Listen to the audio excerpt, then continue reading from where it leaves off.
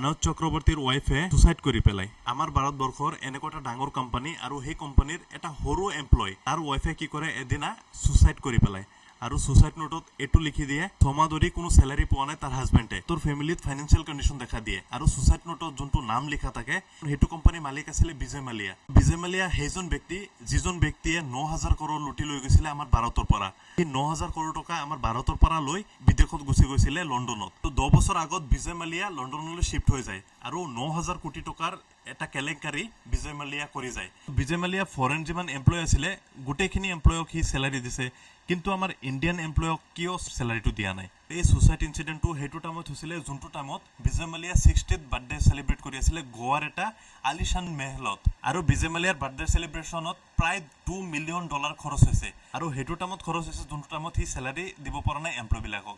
চ' সেইটো টাইমতে দেখা পোৱা গৈছে যে ফৰ্মুলা 1 ৰেচিং কাৰত সি ৰেচিং কৰি আছে।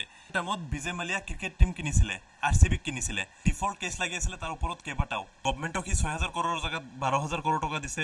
এইবিলাক চব ফলছ হয়, ফলছ নেৰেটিভছ হয়। 10 বছৰ পাছত এইটো মোক কিয় খুলিলে, 10 বছৰ আগত সি প্ৰুফ কৰিব লাগিছিলে। এইখিনি আছিলে এনেকুৱা ইনফৰ্মেটিভ ভিডিঅ'ছৰ কাৰণে পেজটো ফ'ল' কৰি থ'ব।